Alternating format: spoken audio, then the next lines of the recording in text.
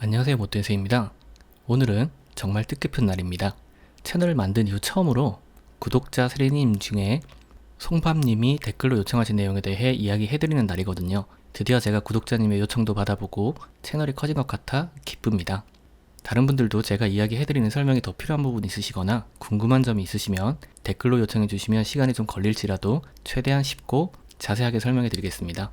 영상 제목에서처럼 오늘의 이야기는 쿼드러플 위칭데이의 변동성이 심한 이유입니다. 언제나 그랬듯이 일단 먼저 쿼드러플 위칭데이의 정의부터 알아봅시다. 쿼드러플 위칭데이는 지수 선물, 지수 옵션, 개별 주식 선물, 개별 주식 옵션 이 네 가지가 동시에 만기가 되는 날입니다. 2008년 5월 이전에는 지수 선물, 지수 옵션, 개별 주식 옵션만 있고 개별 주식 선물이 없어서 지수 선물, 지수 옵션, 개별 주식 옵션 이 세 가지가 만기가 겹치는 트리플 위칭데이라는 단어를 쓰다가 2008년 5월에 개별 주식 선물 제도를 도입하면서 개별 주식 선물을 포함하여 트리플 대신에 숫자 4를 의미하는 쿼드러플을 붙여 만든 용어입니다. 여기서 이제 쿼드러플 위칭데이에 만기가 되는 지수 선물과 지수 옵션, 개별 주식 선물, 개별 주식 옵션이 뭔지를 알아야 하는데 그 중에서 비교적 더 중요한 지수 선물과 지수 옵션 중에 지수 선물의 경우 아래 영상 설명란에 링크해 뒀듯이 지난번 주식시장을 움직이는 배후 세력을 알아보자 해서 설명을 드렸기 때문에 이번에는 지수 옵션을 설명드리자면 지수 옵션은 딱 두 가지가 있고 개념이 굉장히 간단합니다. 그 두 가지는 바로 옵션 콜과 옵션 풋인데요. 옵션 콜은 행사가보다 지수가 높을 때 수익이 나는 구조이고 옵션 풋은 행사가보다 지수가 낮을 때 수익이 나는 구조입니다. 예를 들어 245 콜의 경우 만기일의 지수가 245보다 높을 때 수익이 나고 245보다 낮을 경우 자본이 소거됩니다. 똑같은 예로 245 풋의 경우 만기일의 지수가 245보다 낮을 때 수익이 나고 245보다 높을 경우 자본이 소거됩니다. 간단하죠? 자, 그럼 남아있는 개별 주식 선물, 개별 주식 옵션은 뭘까요?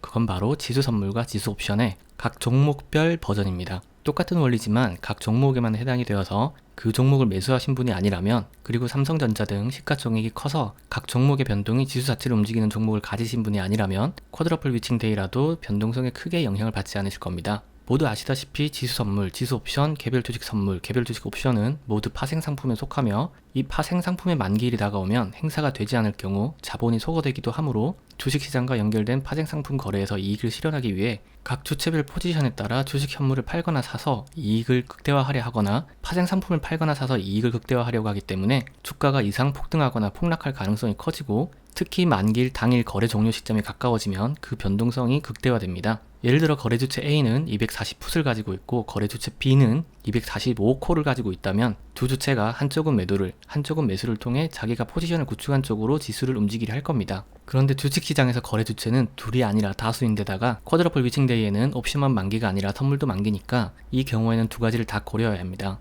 예를 들어 거래주체 A가 240풋과 245 선물 매수 포지션을 가지고 있다면 A는 240풋을 청산하고 현물을 매수해서 지수를 끌어올리거나 선물을 청산하고 현물을 매도해서 지수를 끌어내려야 하는데 거래주체 A, B, C가 각각 다른 포지션을 구축하다 보니 서로의 이익에 따라 선물 옵션, 현물 매수와 매도를 하다 보니 장중 그 순간에 힘이 강한 쪽에 따라 지수가 크게 움직이니까 쿼드러플 위칭데이에는 변동성이 커지는 겁니다. 주체별 포지셔닝 생각하니까 머리가 아프시죠? 그게 다 이 내용이 골 때리기 때문입니다. 골 때리는데 머리가 안 아프면 그게 더 이상한 거죠.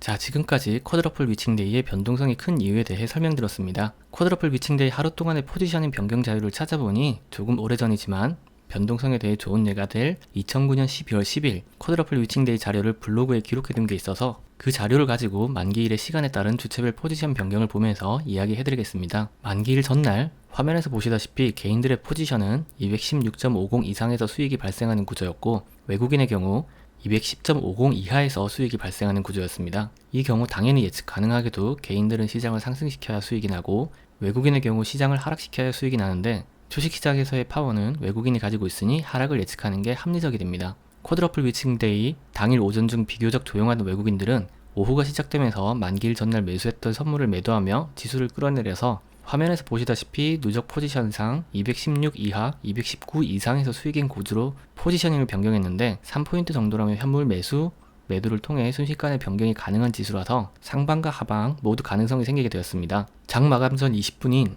2시 30분쯤이 되자 외국인들의 포지션은 211 이하, 218.50 이상으로 바뀌었다가 옵션 거래가 중지되는 2시 50분 직전 외국인들이 콜옵션을 대거 매수하여 216.50에서 수익인 포지션을 취한 후 옵션 거래 마감 후 10분간 약 1조 1천억의 현물 매수를 통해 지수를 끌어올려 218.73으로 장 마감을 하게 되었고, 덕분에 215 이하 220.50 이상에서 수익인 구조로 변경한 개인의 포지션은 휴지가 되었습니다. 단 하루, 아니 그때는 장 시작 시간이 9시, 장 마감 시간이 3시였으니까 단 6시간 동안의 포지셔닝 변경이 엄청나죠? 사실 쿼드러플 위칭데이마다 이 정도로 변동성이 심하진 않지만, 변동성이 큰 이유를 예를 들어 설명해 드리기 위해 자료가 있는 날 중 가장 극적인 날을 보여드렸습니다. 사실 옵션이라는 것이 생긴 지난 약 20년간의 한국 주식시장의 만기일 중 가장 극적인 날은 도이치방크 옵션 쇼크 사건이 발생한 2010년 11월인데요. 각 주체별 포지션에 따른 변동성이라는 주제와 맞지 않아 제외했는데, 도이치방크 옵션 쇼크 사건도 굉장히 재미있는 사건이니 궁금하신 분들은 한번 찾아보시길 바라며, 그럼 노세요. 와, 뭐 갈 때 가더라도 내 정도는 괜찮잖아. 응?